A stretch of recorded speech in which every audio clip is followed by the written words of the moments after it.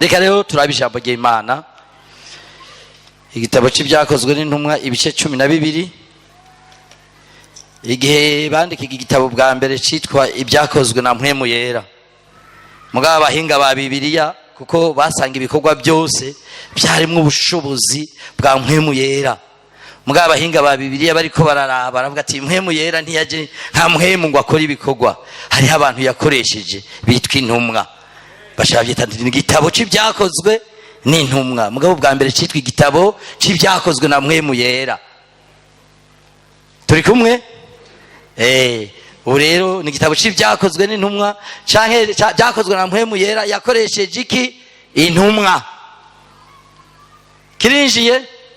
Je mvuga amajambo make mugabo nshaka ayo majambo uyafate nkama kuko numwanya mwiza wo gusangira. Turasoma hajya duhere ku murongo wa mbere gushika kuri 5, tugararira ngaho.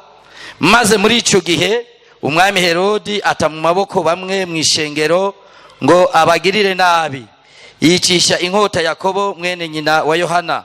Maze abonye ko bihimbaye abayuda ariyongera afata na Petero, hari mu minsi y'imitsima itambiye. Amaze kumufata amushira mu ibohero, amuha abasoda 16 kumurinda ari bane agira ngo azomushikirize abantu Pasika iheze. Nuko Petero arindirwa mu ibohero, ariko abishengero baramusengera batakambira Imana bakobeje. Amen. Nashimye Imana mubuze ibijanye no gusenga, nibwo buzima bw'abantu b'Imana. Avete nibwo buzima, gusenga no guhema. Yesu nashimwe. Kujya udashobora kubaho udahema, niko udashobora kubaho udasenga ngo ugendane n'Imana. Musanze gusenga no guhema. Yesu nashimwe. Aha twasomye cyari gihe hariho agahamo. Iyo tuvuza agahamo, biragoye kumva mu Burundi ngo umuntu ntakizwa, kuko urakizwa nta no gukurikirana, nta no gukubita, ariko hari ahandi ukijijwe uba uteguye urupfu. Hari ibihugu nk'ibihugu by'Abarabo ukijijwe uba uteguye urupfu, canke za Somalia n'ahandi hari ahantu bigoye kuvuga ngo wakijijwe. Ino biroroshe. Tuza kuvugana ko ubumwe bw'abanyeshengero, ubumwe bw'abanyeshengero. Umusanzu abantu bati abanyeshengero bateza kugira iki? Ubumwe. Yesu yavuze ngo data nkuko jewe nawe turi umwe naba nabo babumwe. Igihimbara Imana nuko tubumwe, nuko dukorera mu bumwe, nuko twiyumvira nako, nuko twitanaho, nuko dusengeranira, nuko dufashanya bishobotse. Ubumwe rero, ubumwe si amajambo, ariko ubumwe nibikorwa. Hari ibikorwa bigaragaza ko abantu bashize hamwe, abantu bashobora kwicarana mugabo batafitaniye ubumwe. Birashoboka abantu bashaka kuramukanya mugabo batafitaniye iki? Ubumwe. Imitima itari hamwe. Ariko nk'abantu b'Imana twamenye Imana, dutegereza kugira umutima umwe, dutegereza kugira ubumwe, dutegereza kugiranira ubucuti. Nariko ndaraba ka video paseri yigishije mu misi heza avuga kubwirizwa rikuru. Avete nushaka kugira urukundo umuntu murafitaniye ubumwe. Amen. Birasaba rero ngo tugiranire ubumwe, tubumwe. Namambwira abantu ati dukundane ntaco dupfa, kuko twigira mu ijuru. Yesu nashimwe. Sibyo none? Ubumwe. Rero iki gihe Herode ni izina ry'icami, nkuko kera naha mu Burundi hari abami bari bafise amazina. Donc ubu yarapfa hakaza umwana we akitwa Herode, akagera n'irindi zina. Uyu Herode rero yagomba kunezereza abayuda. Ave turabya amamuko ya Herode ntiyari umuyuda, mugabo yari yahawe kuganza kuba umwami w'abayuda. Rero igihe cyose kugira ngo anezereze abayuda bamukunde, yabakorera ibintu bituma baba appreciate, baryoherwa, kugira ngo bashishikare bamuhicuka ibanza. Sizwe tuko turajana. Rero muri ico gihe afata Yakobo. Yakobo yari umurongozi w'ishengero ry'Yerusalemu, ashira ku inkota aramwica. amaze kumwica, kuko abayuda baranka abigishwa bivanye n'uko bariko baravuga ko Yesu yazutse, Yesu ari muzima, Yesu ari umwana w'Imana. Ibyo ntibabyemera. Rero babonye umuntu ariko arabahanira abo bantu, abayuda bararyoherwa. Yica rero Yakobo. Amaze kwica Yakobo, acaza arabara ati reka fata uwundi umurongozi. Hajya ubonye umurongozi apfuye, ihanga riba ripfuye. Sinzi ko turiko turajana, kuko bari bazi ko abarongozi nibahera abasigaye bazoca basanzara, igikorwa kizoba gihagaze. Mugabo igikorwa cyatanguwe n'Imana ntigishobora guhagarara. Igikorwa Imana yahagaritse ntigishobora kugwa. Yaravuze ngo nzokubaka ishengero ryanje, n'amarembo y'ikuzimu ntazoshobora kurinyiganyiza. Ibyo rero Herode ntabyo yamenye. Hari ikintu ngo aca afata Petero, mugabo aca amufata mu bihe nawe nyene bitamworoheye, kubera ko yamufashe mu minsi ya Pasika. Igihe cya Pasika abayuda bari bafise iminsi 7 ya celebration de la Pâque. Iyo minsi 7 bajya imitsima itambiye, baririnda kwiyanduza, baririnda ibintu byose. Aca amufata muri ico gihe, ntibyashoboka ngo acamwica kuko yaba yanduje igihugu. Bisha bisaba ko arindira gushika Pasika ihere. Turiko turajana, turi kumwe.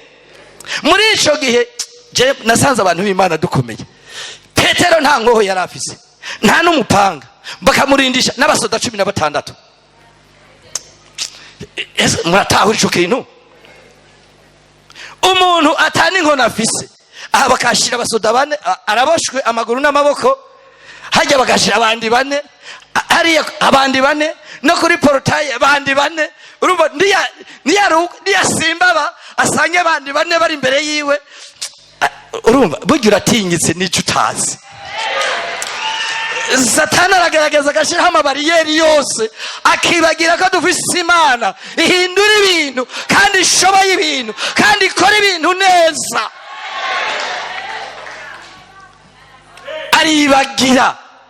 Mugabo muri iki gihe ngo ishengero rya Kristo bamenye ko bafashe Petero, kuko bari bafetaniye ubumwe. Nibazo ngo Petero ngo igitutu kiwe gihora gikiza abantu, araza kubikwimenya, ngo araza gukora ibitangaza. Ntibakoze ngo uyu Petero ngo urumva ngo yaravuze ubutumwa ngo 3,000 birakizwa umunsi umwe, ngo turamuzi ko ari gihangange. Hari igihe ukenera ubundi ngo agusengere, hari igihe ukenera ubundi ngo agushigikire, hari igihe ukenera ubundi ngo agufate ukuboko, hari igihe ukenera ubundi ngo aguteze imbere, hari igihe ukenera ubundi. Bwira mugenzi wawe turakeneye ubundi.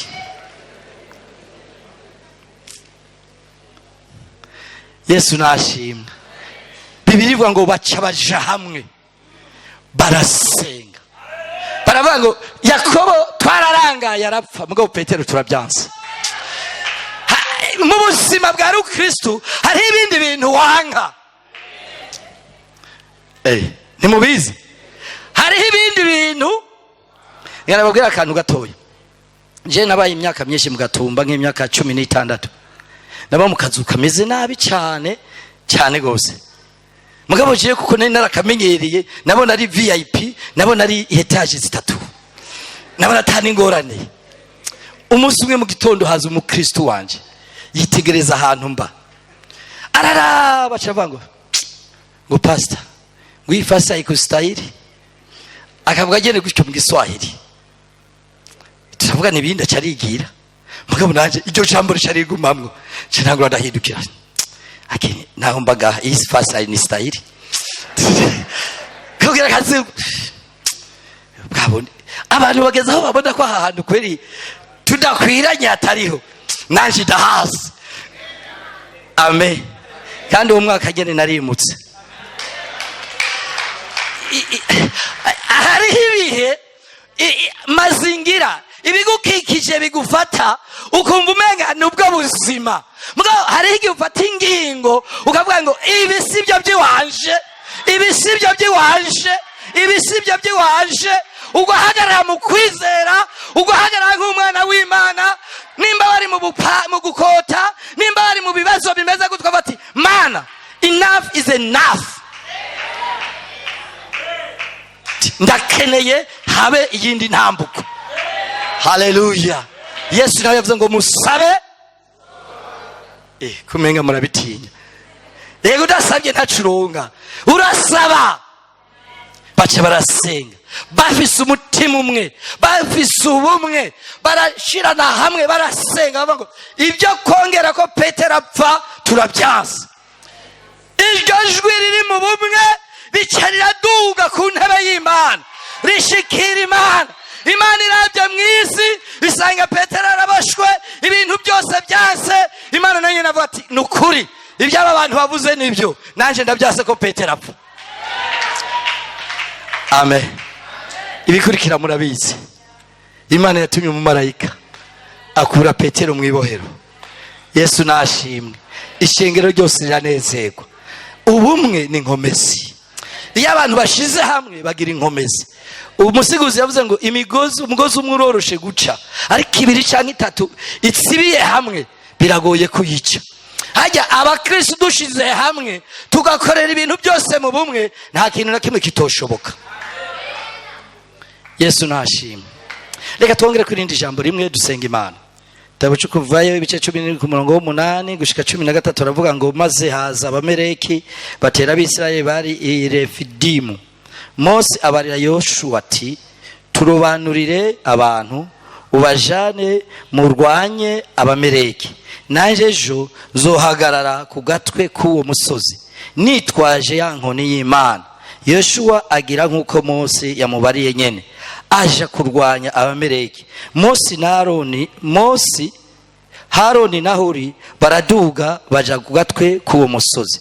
Maze Mose yamanitse amaboko abisirayeli baradesha ngo ayamanure abameleki bakanesha. Maze amaboko ya Mose araruha, bakira ibuye bararimutega agicarako.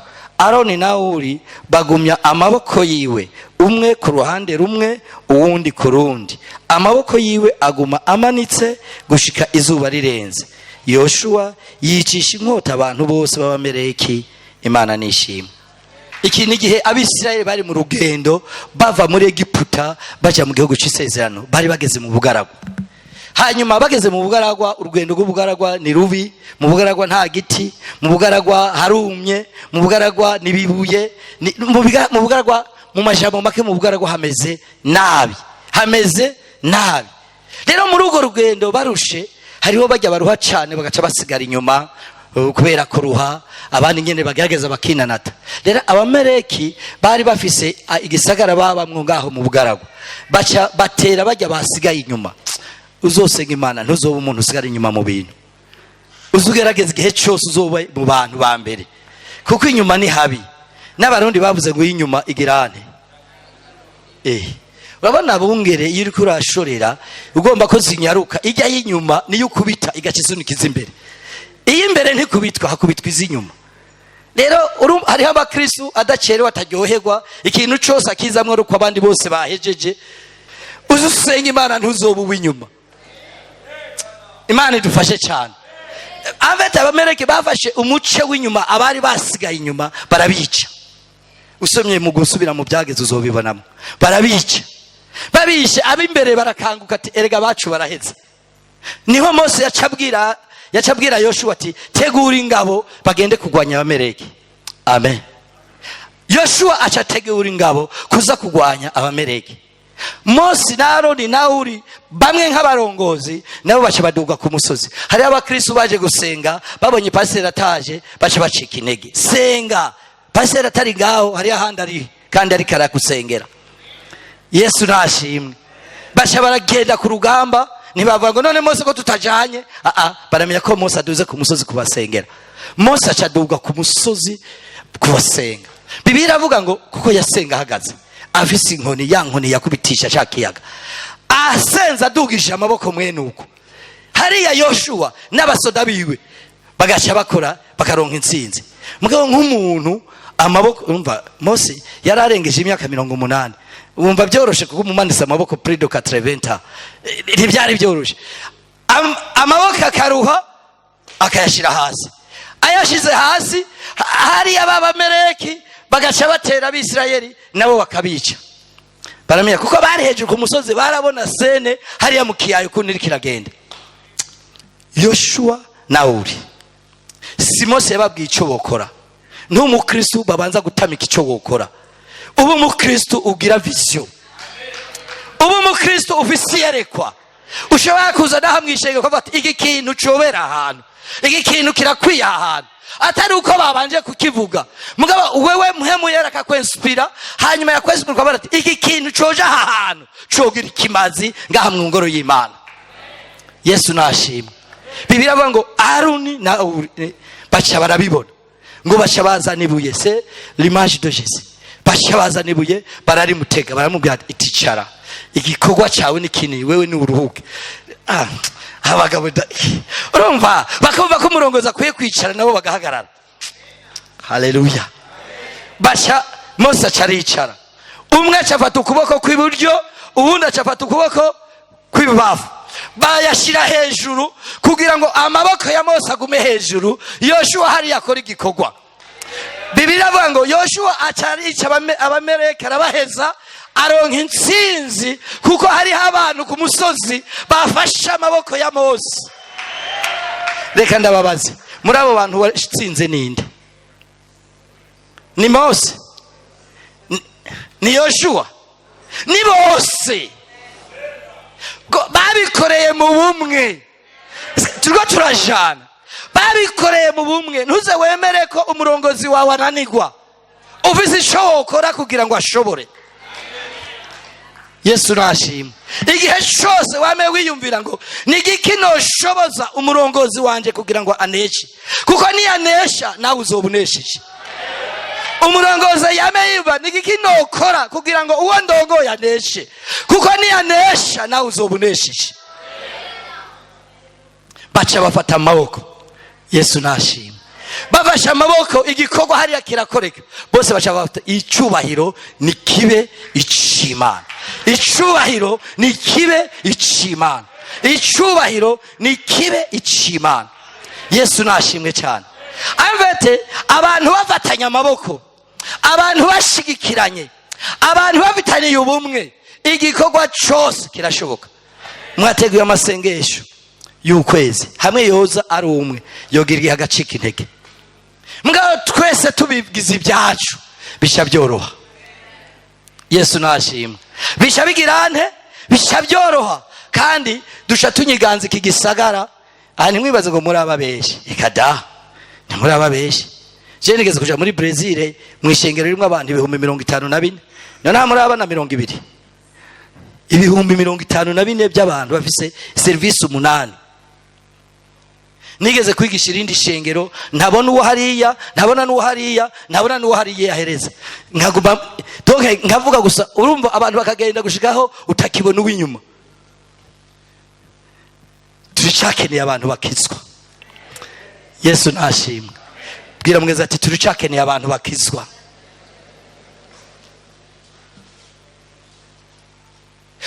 Dufatanya amaboko byose birashoboka.